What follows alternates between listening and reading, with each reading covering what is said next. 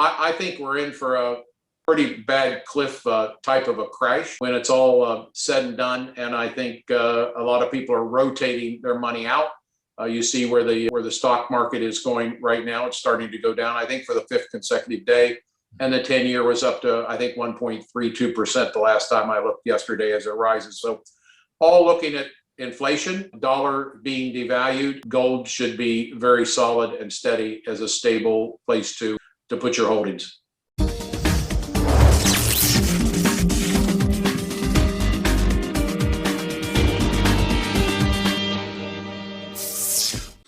Welcome to this RTD interview. Today, I'm excited to have first-time guest, Mr.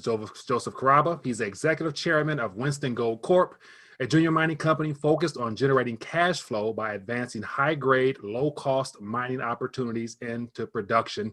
Today, Joseph is joining us to share his thoughts on the economy, as well as the importance of precious metals, as well as some opportunities in the mining space. So, Joseph, welcome to RTD Interviews. Mike, thanks very much, and to your audience today to listen to what we think is a very exciting story in the gold industry.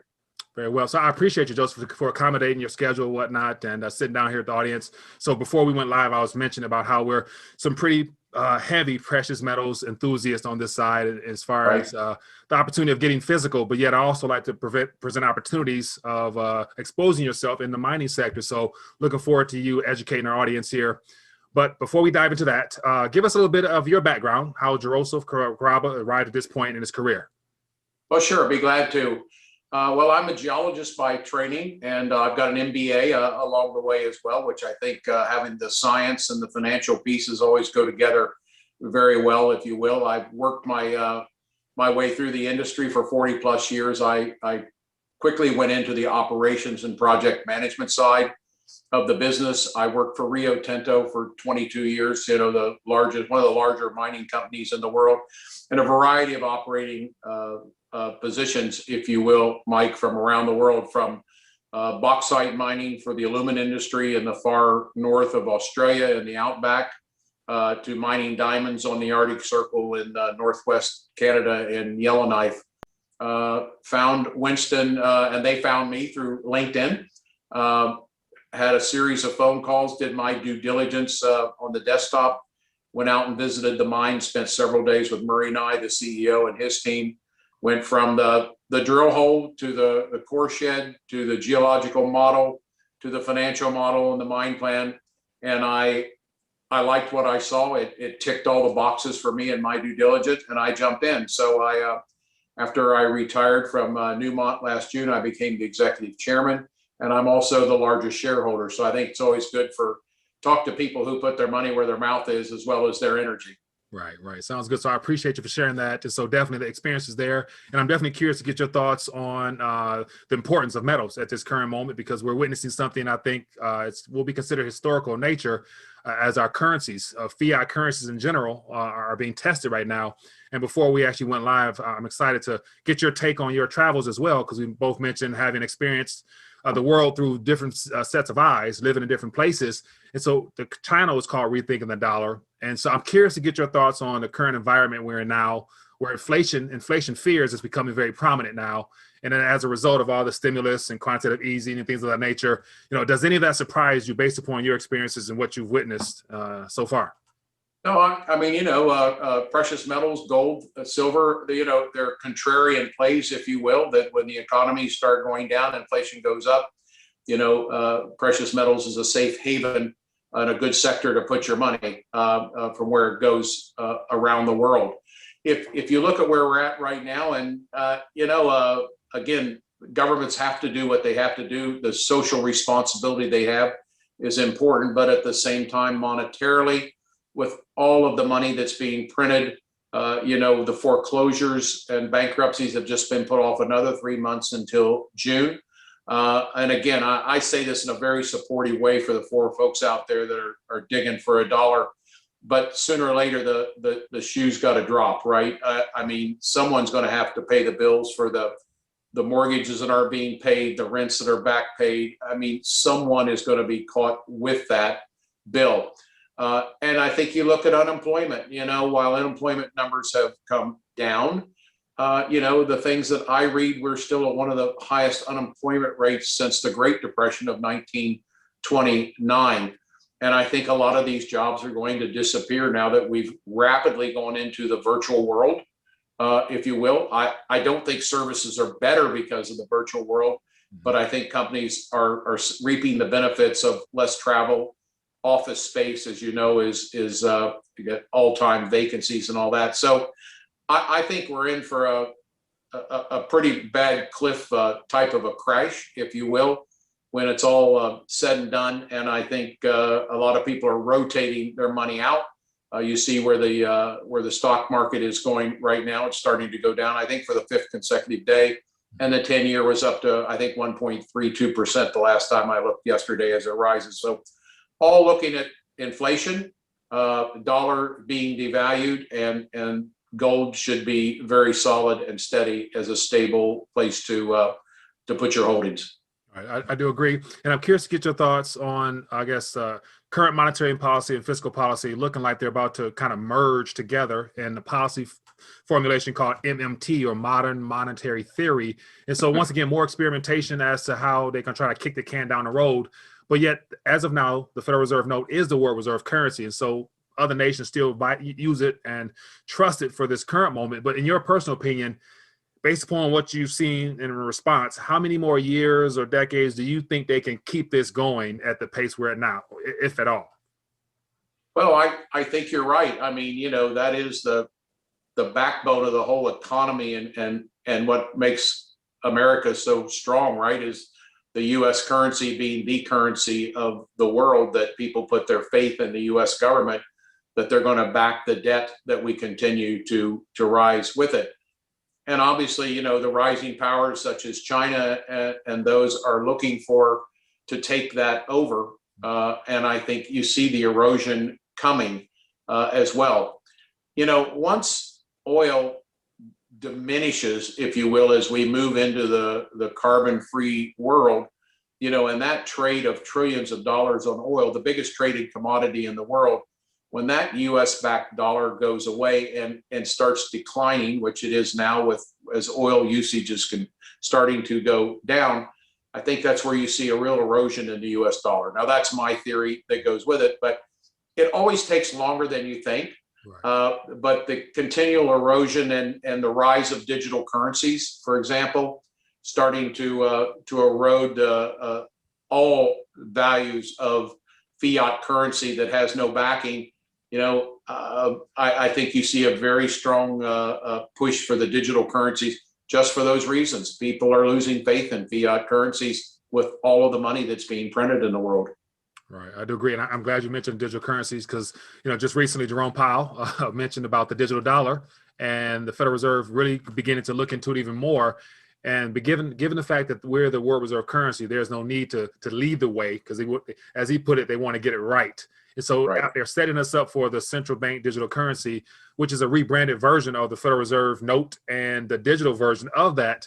And so are you surprised at that at all? Or is that just part of the evolution of technology as well as the current monetary system that we unfortunately have to go digital, as cash probably becomes a little bit of a problem when it comes to inflation picking up and it becoming more valuable than people think? Well, I've been mining Bitcoin for probably 2.5 years, Mike. So I've kind of got both ends of the spectrum. I felt that you know, there was a bit of a technology revolution coming with currency as it came along. Not that I'm some smart guy when it comes to predicting the future of $50,000 Bitcoin, but as I always say, if you're going to be in the game, you have to play the game. Mm-hmm. So you know, I've had 100 to 150 machines running for a few years now that goes with it. And I think it makes a lot of sense. It cuts out the middleman, if you will, and it allows currency to be moving 24/7 a day versus waiting for your bank to open up on Monday through Friday from 9 to 2 p.m. And then you pay all the middlemen. I mean, who sets foreign currency exchange rates? And they all make money off of it, you know, and then you've got to pay a wire transfer fee to go with it at the convenience of the bank when they're open to move money that goes with it. Versus, you know, gold is a currency that the price of gold is the same around the world. If you look at a price of a Bitcoin, it's the same around the world. There's no management fees. There's no 4% like a credit card that takes it off the top. And it just cuts the middlemen out and gives a level playing field for a currency. So I think gold, as well as Bitcoin, whatever emerges as the digital coin, and these governments have to step in. That's where their power is controlling the currency, right? So I think, governments are always behind the technology by a decade, to be kind. So they're now just starting to go up the learning curve, and digital currency trading, as you know, is gaining steam. Gold, now that you can do it in so many ways, from buying into the mining company on the stock exchanges that go with it, ETFs, holding of physical gold in your own portfolio, or a little bit of each. We've moved well beyond that for security. Okay. Well, I appreciate you for sharing that. And then you hit it on another word there, that ETF. And so I want to get your thoughts on what's been happening over the last couple of weeks with the whole SLV and the futures delivery coming up pretty soon, and the whole short squeeze, in particular in the silver market. What are your thoughts on that? I'm sure you had to be following that as well. Are you expecting any type of, any changes between the price and actually, as well as the physical delivery of things? Well, physical delivery of gold right now is, I won't say it's in short supply, but it's not getting any easier to get reputable physical gold, if you will, to hold it in your possession. With the ETFs, they are subject to these sudden movements that can go with it, in and out, like say the short squeeze on silver a week ago. And I personally prefer to own the mining companies to go to the source, and I like to hold physical gold myself as well. I don't really move around in the ETF space very, very much, but that's just my personal preference. I prefer to either see the gold or see the source of where it's coming from. Right. And you forget, most gold mines have a byproduct, or else they are a byproduct. So in instance, copper mining usually has a gold component that goes with it. Copper's now up to $4 and change, the highest it's been in a decade. And with everything you need for EVs, it's going to be a primary metal. So it's going to bring gold pricing right along with it. Silver went to $28 a day, and the ratio is still weak from gold to silver. So I suspect silver will continue to climb too, as people continue to put that in their portfolio. And most silver is a byproduct of either gold or copper mining or some other type of base metal mining that goes with it. So I think you're going to see that rise. You see the commodity pricing come in right now as the world starts cranking up, particularly as we go to battery storage and carbon-free electric vehicles. It's all based now on, you're moving from petroleum to metals for the power you need to run all this equipment. Right. Sounds good there. So that's a great segment there into Winston Gold Corp. So I'm curious to get your thoughts, because you said that you would rather have a little bit of physical as well as exposure to the actual sources of the metal itself in the mining sector. Right. So let's touch on that. So give us a little bit of insight as to Winston Gold Corp and just the details as to the team and where you guys located and what's currently going on. Great. So we're located outside of Helena, Montana, which is the capital of Montana, about 30 miles away. We're on infrastructure is very important, Mike, to be in place for a mine. So we're right off of a very nice 2-lane modern highway, about 3 or 4 miles up a county road that's well maintained, and we've got about a mile of private road. So infrastructure as far as transportation is well set for Winston as well. We have power lines that run right across the top of the mine, so we can electrify the mine when the time comes for that. Right now, we're running off of generators, diesel-fired generators that go with it, and we have water. So those are the 3 sources that you need as primary for infrastructure. We're well set there. These are old historic. This is an old historic mining district in the Winston district that was mined in the late 1800s through the early 1900s. From there, we leased this property, the original Winston team 5 or 6 years ago. Gold was kind of in the doldrums. It was between $800 and $1,100. So they kind of scratched and did a wonderful job just keeping the thing afloat. putting some more drill holes in it to prove up the resource, the mineralized ore that we have. And I got there about 2 years ago. We made a decision to start the underground, even though we weren't fully financed. We are permitted, which is a very big deal, particularly with the change of politics in the US right now. Permitting will be much more difficult as we go forward. And we did it. We raised funds, as you can look back and see, through mainly private investors. I put a lot of money into it myself and bridged the company several different times. But we are now 1,400 feet down a tunnel. We're on the 2 veins that we're mining, and we're producing ore as we speak and expanding the mine as we move from there. We also then found a mill. The gold has to be processed in the ore that you take about 35 miles away, again, down this nice highway that we have. It had been sitting there for about 10 years, had good bones, but we had to go back in, and we spent about $250,000 to $300,000 getting it modernized and getting it up and running so we could get good recovery. From a management team, we have been very blessed to get a great technical team. Our chief geologist came out of Barrick, out of Nevada. Our mining engineer came out of Pogo, out of Alaska. And our mill superintendent came out of Sibanye-Stillwater, a platinum palladium producer over in West Yellowstone. And we have 2 very seasoned narrow vein underground miners running the process with it. So the mill is fully permitted as well. So we're fully permitted all the way through. We have good infrastructure. We have a great technical team and a good set of very experienced miners that make this thing go. I think one of the keys, Mike, that we also had through experiences, one of the first things that they did was we built an assay lab. Mm-hmm. So we can turn around the assays of the drill holes in our production very quickly within 24 hours. Commercial labs right now are out 4 to 6 weeks. So you're really mining in the blind, if you will. And by the time you get your results back, you've moved way past that area. With this, we can really tighten the quality control on the gold mining that we have and the material that we send to the mill, so that we don't have what they call dilution. It lowers our cost and keeps our grade higher than you would if you were putting waste rock into it. So really, I think a well thought out mining plan. I mean, these are technical details that may not be enthusiastic to your, but I want to give you the sense that, we're veterans of the business that we've got. We've got a good team that's experienced in this niche business that we're in, and we've put all the processes in place to make this thing successable.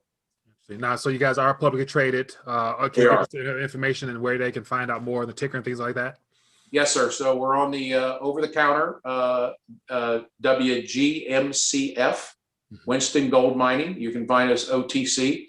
And then we're on the Canadian Stock Exchange, WGC is that ticker as well. So if you're in the US, you can trade obviously on the OTC.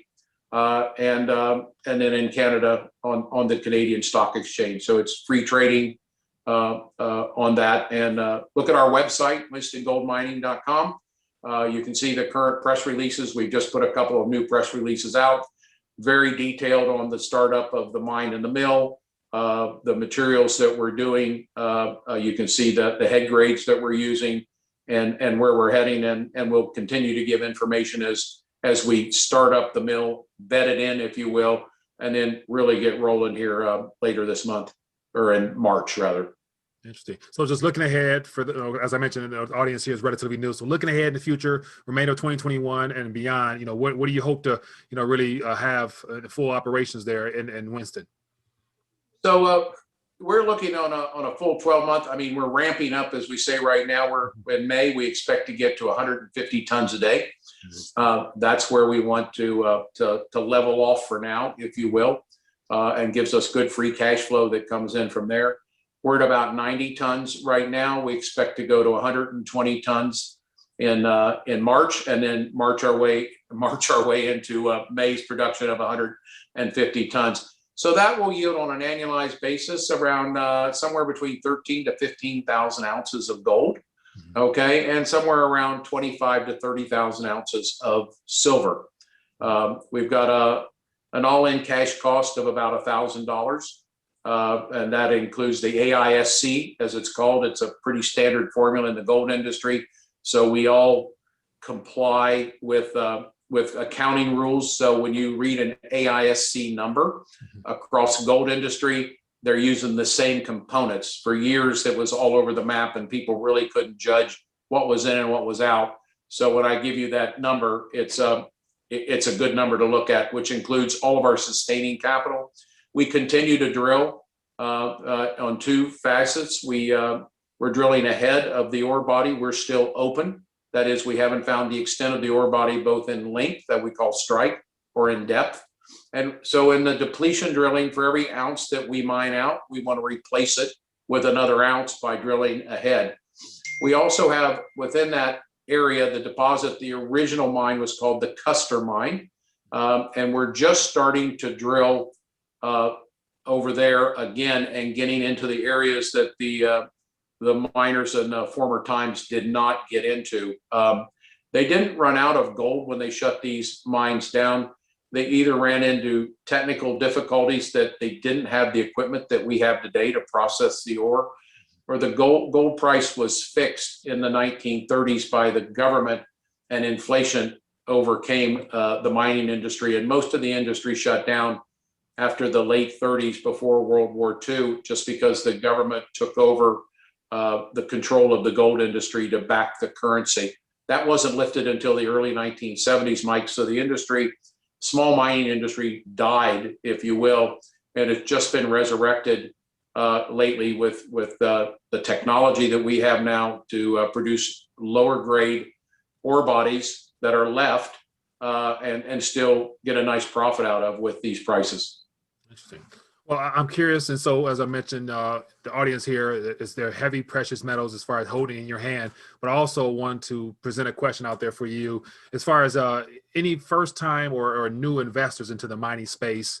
Can you give them some type of advice that you probably wish you would have known well before you got into this space, as to how to really take advantage of opportunities like this, and how to really just, I guess, do your homework and fully understand the opportunity in front of them?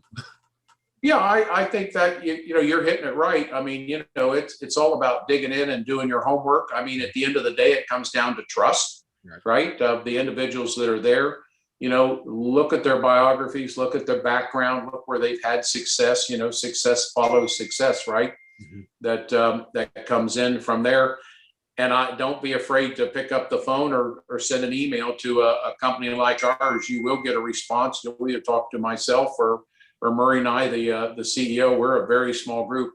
I may have a lofty title of executive chairman, but I've got my fingers in it 10 times a day, and I love it. I was just in the mines 2 weeks ago when it was minus 20. Yeah.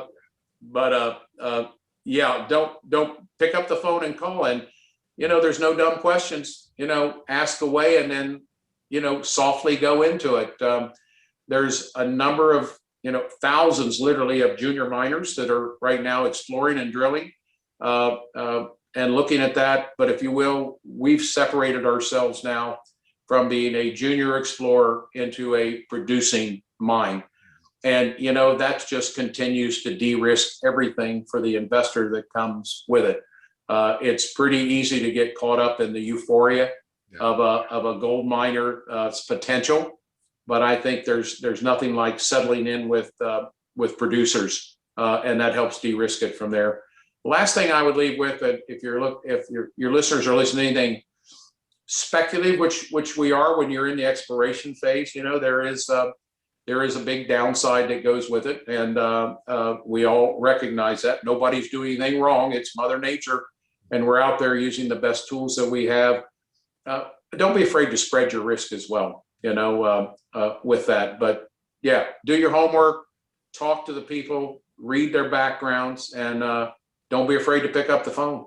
Sounds good. Well, Joseph Carrabba, it has been a pleasure having you on the show. Definitely looking forward to continue to follow Winston Gold Corp there, and definitely have you on hopefully down the line later this year and get some updates and whatnot. So once again, thanks for joining us here on RTD Interviews, and all the information I'll put beneath this video so people can have an opportunity to find out more directly. So once again, thanks for joining us here on RTD Interviews.